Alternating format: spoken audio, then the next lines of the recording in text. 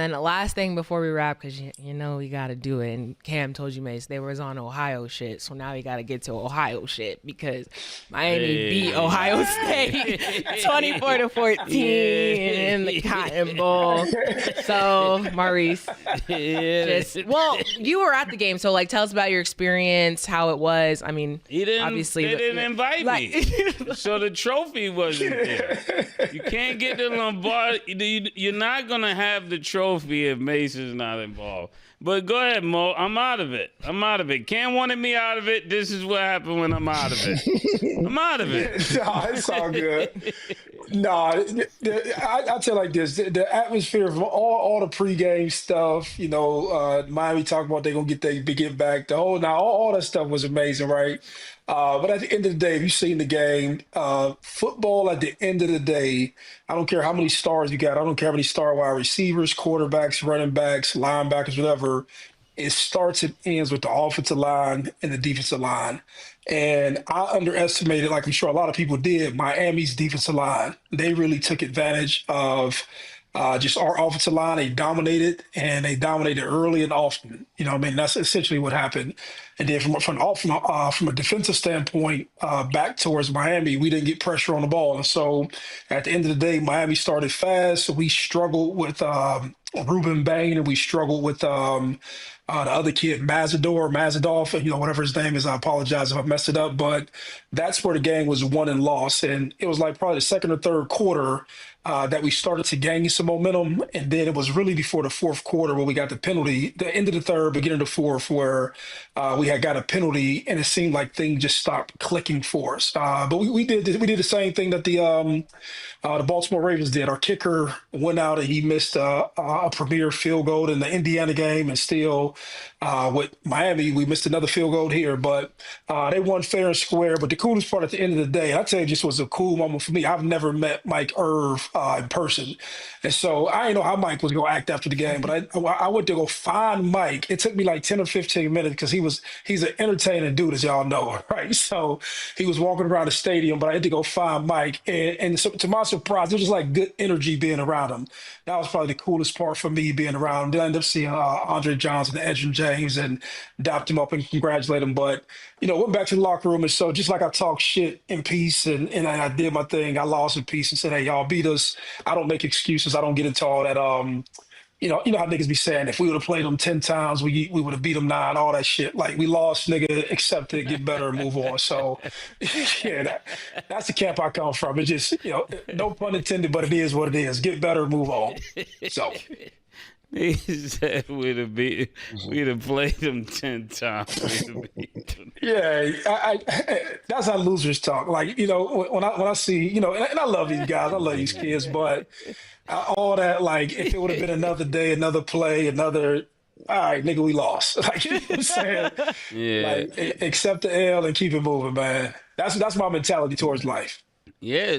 All I want to say is, Stat, are you ready to put some respect on Carson name now? I mean, yes. I still feel how I felt. Yeah. I just look, a win is a win. That's all I care about. So if he's the one that's going to take us there, love that. But my thoughts still stand. They really do. But I'm happy. That's all I happy wanted for to us. know. I'm happy that we won. That's still consistent. Maurice, glad you and Mike got to meet up. That's super cool. And he does always bring good energy around him. When we went to the Miami game, people were just handing him their babies, and he's like holding up the babies like Simba and like. Love that. He's great to be around. But hilarious. But yeah, shout out Miami. Hold on, let me tell you this before we go. I will say this. So it was after the game, and I was like, this is some wild shit.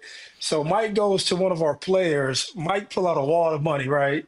And so, after the game, he usually do the belt to ass thing. Yeah.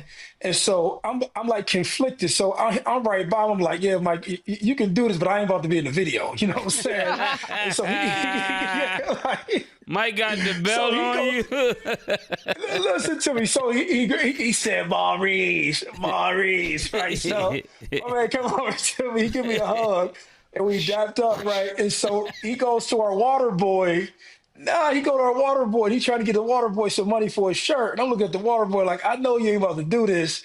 I walked off like I said, come on, man, you can't sell your shirt. Like, I was salty about the laws, but I just felt conflicted about the water boy selling his shirt so Mike could do the thing. I was still salty about losing. So cool story, but I was like, damn, I can't really be in the video, Mike. I love you, but I gotta go. You know what I Yeah. mean? You said this one. I Look, I am think out. I think y'all quarterback for us was too young. He got some time. Uh, Justin saying, I think he got Julian saying, that's Julian his saying name, correct. Julian. Yeah, Yes, Julian sir. saying he got some time and held on to the ball a little too long. But shout out to Miami, they won. I'm actually the only one on this show that lives in Miami. I'm in my house in Miami now, Oh actually, as we speak. my So goodness. Well, you're not I'm on the doing that. ocean. I No. can turn the camera to the ocean. I'm the only one that lives in Miami. I'm in Miami as we speak. Please. I'll be back in the studio No. tomorrow. No. Do you live in Miami, Stat? Let me ask you, Stat. Outside of your dorm, have you ever lived in Miami? No. You know that. Thank you. So it doesn't matter. He's like, oh, what does that have to do with Yo, bro, your if it was night laws? outside, I would show you the ocean. I live on the ocean, man. Like, I live Man. in Miami, man. Mace Man. lived in Miami. I can't even argue with Yeah, him about yeah. that. My social security says Florida, man. So do Y'all, Stat, but y'all never lived in Miami. Stat is crazy. I've never You lived. never lived in I Miami? never lived a lot. I didn't get my like first, like I was in college. No. Oh my goodness. So you can't say that. You never had an address. I did have an address.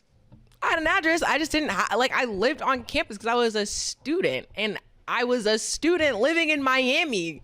That was not like that's not like normal things That's to the just be paying for a university. crib in That's not Miami your as address. a college student. Okay. Like what? Anyway, So on your driver's license, it said the school address. no, it's Florida. Like it's Florida. Okay. But what address? My home address. Yeah. So it wasn't the dorm. No, it wasn't the dorm. And She's everybody trying to knows. say her address in Tampa. Yeah, like it was my home address. That's Like what my- I'm trying my to say. parents' She house. never lived there. You, oh my see it. gosh! In the comments down below, let me know if you need to have the exact address to prove that you lived somewhere. Like I wasn't there for 4 years. What? Anyways, I just had to that because now it's like, oh, I live in Miami, like, When the dorm closed, did and you it was stay all in Miami? Ohio, everything, this and that, and now we, When the dorm closed, did you stay in Miami? I lived in Ohio too. I lived there. I wasn't just hanging out. I lived there. I need to see people's I lived definitions. I lived of in living. Park Hill. I lived in this shit called Park Hill, man. I was in Eastern, like I name spots, man. Club 69, I ran that, man. Like yo, Mo tell you That's like that's this the real run stuff. Yeah. Yeah, that's the real shit, man. Like yo, come on, man.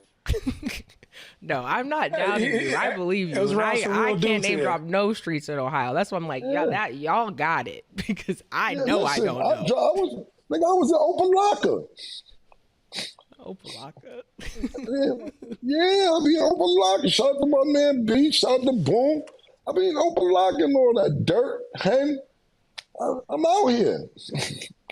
Period, You John. ever been hanging out? You listen. ever hung out? You ever hung out Open Locker, Snack? I have to get food. Yeah.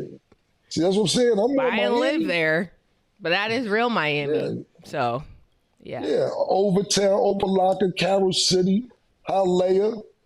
What's good, everybody? you was only down there in Coral Gables, Coconut Grove, No, going I to school. lived in Coral Gables, but same way, Yeah. like you said, Overtown, Hialeah, Brickell, like I've been there. I didn't live there. I don't have to have a place of residence. Brickell is mad commercial. All right. That's tourist. fine. Like, that's where the tourists move. That's telling fine. You, like, you know what it is? Because my man shot. Yeah, I'm just saying.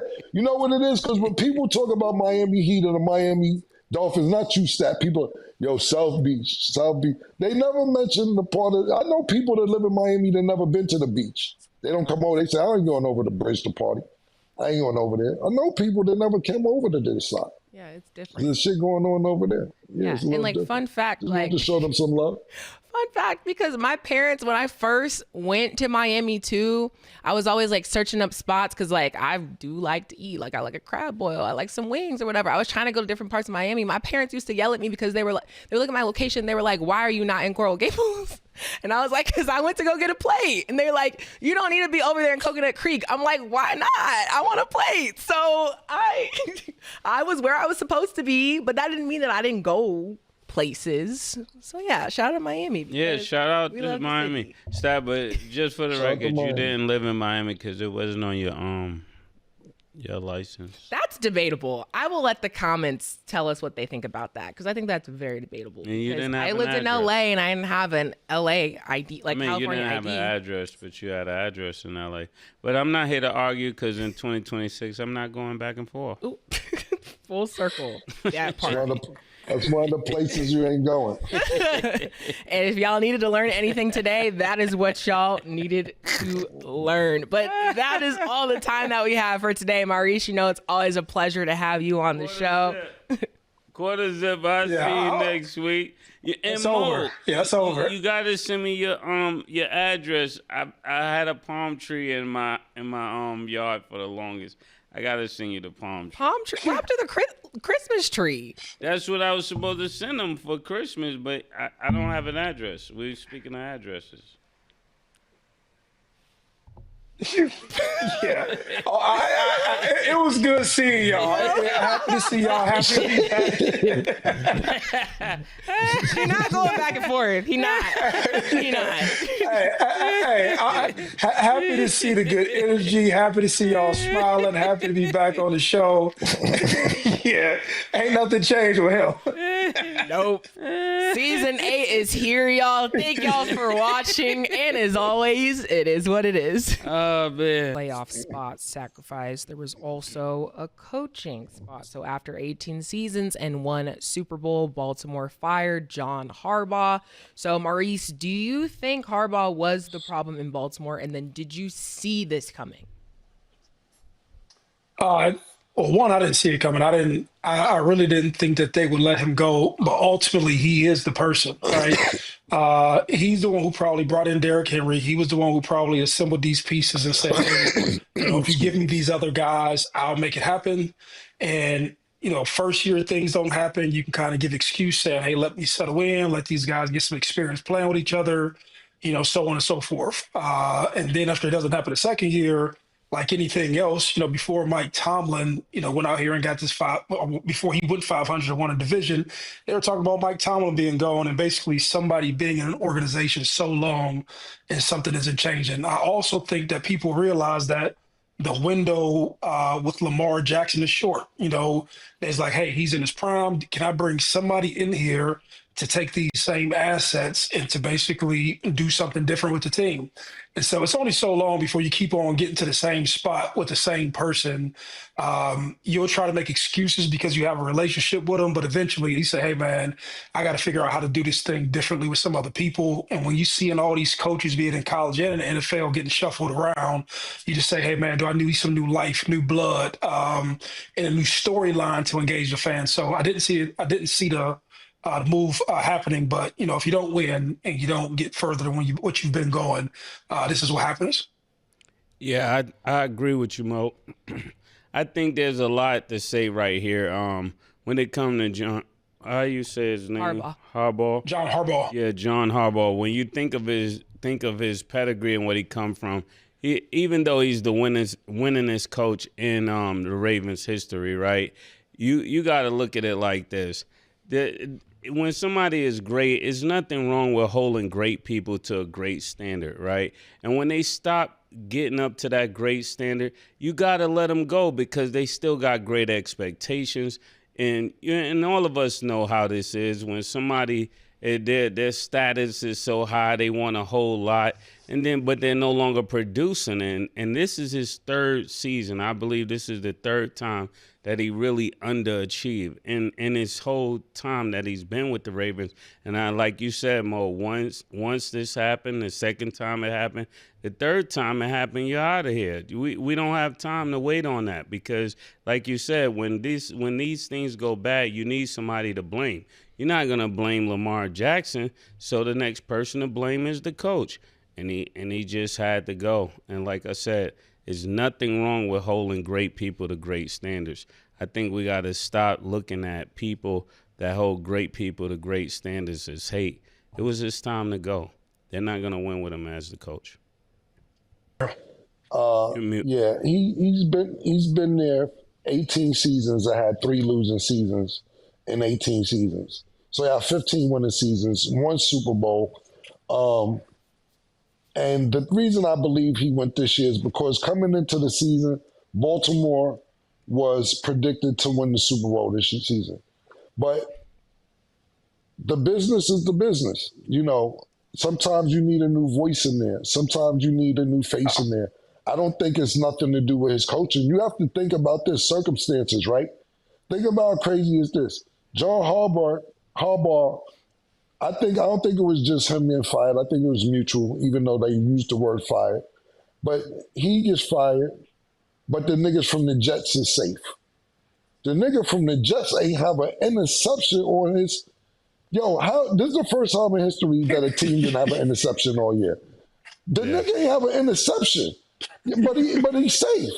What the fuck you mean? The black nigga, I ain't memorized his name, Moses. Do y'all get an interception for me to start? I gotta get an interception for me to me motherfucking know his name. You don't get an interception all season, and your job is safe? Nah, come on, man. I'm not saying I'm a big Kevin Stefanski fan or none of that. I don't like the way the whole situation was handled in with the Browns, your team. But you got the leading. You put together the best season for Myles Garrett to become the leading sack, to break the record for the sack record this year. I'm not saying their record was great, but they just beat Pittsburgh last week to fucking make this game into a game for the Ravens. If Pittsburgh wins that game against Cleveland last week, they don't even worry about the Ravens in that grand finale game we got, which I'm glad that they did lose because that game was great. It's a lot of niggas been fired that underachieved way less than Harbaugh this year. And then you're thinking about this. Lamar Jackson basically played this whole season hurt. Yep. Even though he missed 3-4 games, we know he was hurt. We see he couldn't run. We seen the explosiveness wasn't there. But he kept coming back trying to play because, like I made the take, even though my take ended up being wrong, he said we could still win this division, even if they're down 3-4 games. So at the end of the day, it shocked me very much so, and to the point to where how good of a coach John Harbaugh is, that it's 6 job openings right now in the NFL. And in the first 45 minutes of him being fired, he had 7, which just been reported lately, last report, 8 teams interested in him. So let's just do the math, right? We can't count Baltimore because Baltimore is one of the teams that's opening, right? That's open. And that's a sexy job for somebody to walk into. You got Derrick Henry, you got Lamar Jackson, you got decent receivers, Zay Flowers. Listen, you got a good team over there. That's a sexy job too. But John Harbaugh was offered 7 teams wanted him in the first 45 minutes when it's only 5 other coaching jobs available. So that goes to show that 2 teams minimum would get rid of the coach that they have right now to take John Harbaugh. That nigga, that's one of them joints. Like, if you want to come over here, we'll get rid of this nigga. Just give us a word. We'll can this nigga right now, nigga. You like it? That's how good of a coach that he is. Secondly, let's think about this, right? You think about the time that Lamar Jackson is there with John Harbaugh. And a lot of people go to this. They only won 3 playoff games when John Harbaugh and Lamar Jackson. They only won 3 playoff games. When you have, of course, you go to the highest of the high, Patrick Mahomes, 17 playoff wins. Then you go to, let's say, somebody, Josh Allen, who has 7 playoff wins, right? So let's just use that gap because Josh Allen hasn't been to Super Bowl yet either. But let's use that margin, 7 playoff wins, Lamar Jackson, 3 playoff wins. 2 years ago, Zay Flowers fumbles in the 4th quarter in the end zone for potentially for potentially Baltimore to go to the next round. Yep. So that's a playoff win on Zay Flowers. Last year, on the 2-point conversion, Lamar Jackson places the ball in the end zone in Mark Andrews' hands. He drops the ball for them to go to the next round of playoffs. This year, the kicker misses the 44-yard field goal. Not to mention, if you go back and watch that play, I'm not making no excuses. Like I said, I ain't here to rain on Pittsburgh Parade. You go back and watch that play. The linebacker jumps over the line of scrimmage, uses Baltimore's players' leverage to go over to try and block the field goal. That's a 15-yard penalty that they didn't call, which would have made that a 22 chip shot. They don't call that. Homeboy misses the 44-yard field goal. So now you got 3 playoff wins that have nothing to do with John Harbaugh. He put his player team in position to win, or Lamar Jackson. But those are the names that are going to get blamed. That's just the way it goes. But I do think that they did need a new voice in Baltimore. It was just time. But John Harbaugh will have a job tonight if he wanted to have a job tonight. But a lot of times we put this, somebody may say it best. You got to find somebody to blame. But Flowers fumbling in the end zone in the fourth quarter. Mark Andrews dropping the ball. The kicker not making extra play. That's a minimum of 3 playoff games. Now you're only 1 game behind Josh Allen if those players don't make those mistakes.